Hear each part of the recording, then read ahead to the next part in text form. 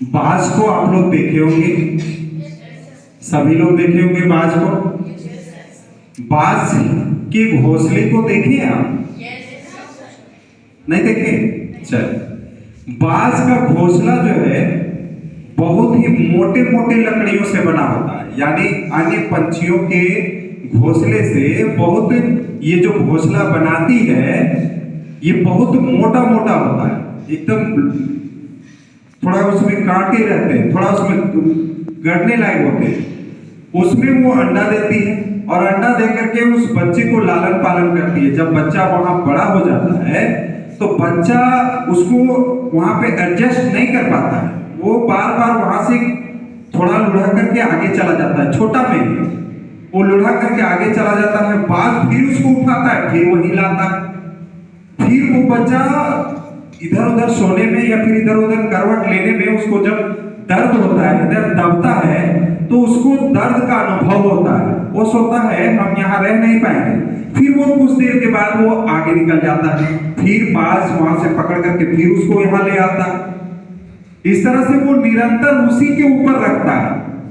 उसके बाद भी ये बाज उसमें झेलते झेलते, दर्द को झेलते झेलते वो समझ जाता है कि हमको इससे दूर नहीं जाना है, हमको इसी में पलना है, इसी में बढ़ना है। वो इसी में रहने लगता है। उसके बाद उसकी आंख भी ठीक से नहीं खुली होती है और उसकी मम्मा यानी बाज उसको उठाता है और खुले आसमान में ले जाकर के उसको छोड़ देता है। उड़ना भी नहीं सीखा है वो, और ले जाकर के वो छोड़ देता है।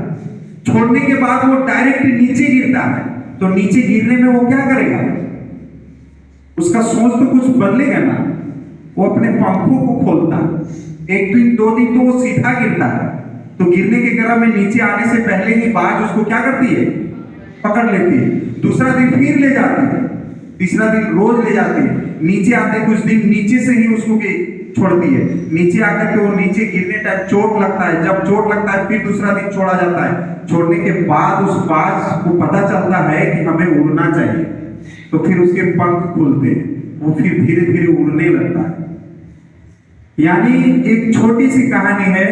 अभी आप जिस स्टेज में हैं, ये जिस जगह पे हैं, आपको तपा जा रहा है, यानी आपको अच्छे बनाने के लिए बहुत सारे परेशानियों से गुजरना पड़ेगा।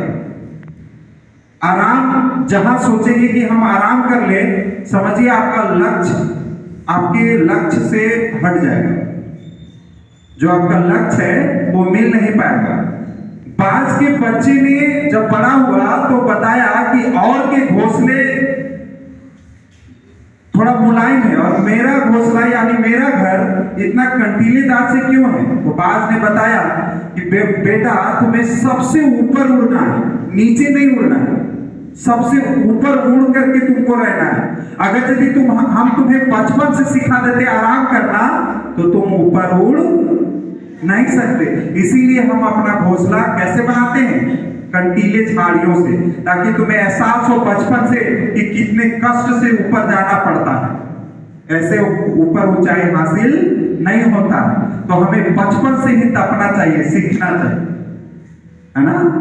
ऐसे नहीं हम आप ऊपर पा सकते। जो बच्चे यही आलसी हो जाएंगे, सभी चीज यहाँ मिल जाएंगे, सभी चीज उपलब्ध हो जाएंगे, तो वो बच्चा पढ़ नहीं पाएगा। उसके अंदर कुछ ना कुछ कमियां होगी, कुछ कुछ वो ढूंढने का प्रयास करेगा, देखेगा, कठिनाइयों से गुजरेगा, तभी वो मंजिल हासिल कर सकता है। बाज सबसे ऊंचाई स्थान पे उड़ता है, क्यों? क्योंकि उसे बचपन से ही तपाया जाता है, बचपन से ही वो से सिखाया जाता है, वैसा बनाया जाता है। आप भी वैसे सीख रहे हैं, वैसे मंजिल की ओर हासिल कीजिए। ठीक है, थैंक यू, धन्यवाद।